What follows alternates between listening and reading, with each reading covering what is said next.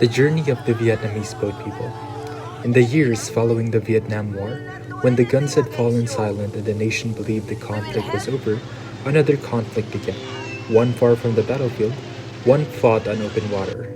This is a story of escape, desperation, and the resilience of the people that don't want to back down. These were the Vietnamese boat people, hundreds of thousands who risked everything for a chance of freedom. For many, the decision to flee was not made in a single moment. It took months, years of political fear, discrimination, and the weight of a future that seemed to close more than it opened. Life after 1975 was marked by uncertainty. Families were separated. Former soldiers and strategists were sent to re-education camps while the markets collapsed. Every day, the people felt the world shift beneath their feet, and so the sea became the only way left. They boarded small, fragile boats that were often made for rivers, not oceans.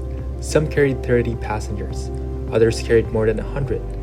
They took with them only what they could carry: a few documents, precious family photographs, and a handful of food. Mothers whispered to their children to stay quiet. Fathers watched the surroundings and were vigilant. All of them were bound by the same fragile hope that somewhere beyond the waves was safety. But the sea was merciless. Many boats barely survived their first night. Storms sank the boats with ease. Engines failed. Fresh water ran out. Those who survived still faced pirates who attacked the vulnerable, stealing money, searching for gold, sometimes committing violence. These dangers made every day feel like a borrowed miracle. Survivors recall seeing the bodies of those who had fallen behind. These are the silent proof that the journey was never guaranteed. Estimates vary, but historians believe that tens of thousands died at sea. Their names were seldom recorded. Their voices often vanished with the tide. And yet against all odds, many arrived on distant shores. Refugee camps rose in Malaysia, Thailand, Hong Kong, the Philippines, and Indonesia. These camps became temporary homes and places of both relief and uncertainty. Life inside them was slow, structured, and always waiting for interviews, waiting for approval, waiting for a country willing to take them in. Children attended makeshift schools. Families rebuilt routines around tents and shared meals. Some waited months, some waited years. Help from the other countries was also an important effect. Countries like the United States, Canada, Australia, and France opened their doors, helping hundreds of thousands of refugees. Communities mobilized to sponsor families. Churches hosted new arrivals. Volunteers taught English and helped newcomers navigate lives far removed from the waters they had crossed.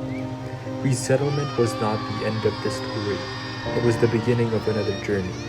In foreign lands, the boat people started again from scratch. Parents worked multiple jobs. Children learned new languages faster than they could translate them back home. Many struggled with trauma, carrying memories of the sea that haunted them in quiet moments.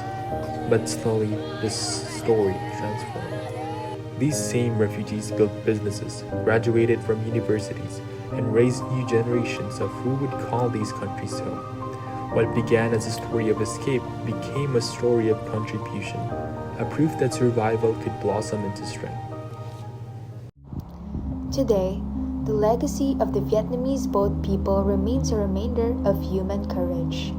It reminds us that freedom is rarely free, that the search for safety can push ordinary people into extraordinary journeys, and that even in the darkest waters, hope can keep a fragile boat afloat.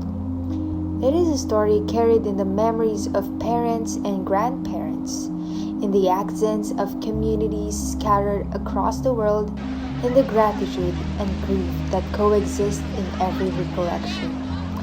The Vietnamese boat people were more than refugees. They were survivors and navigators of a dangerous sea, and witnesses to a moment in history when faith in a better life outweighed fear of the unknown.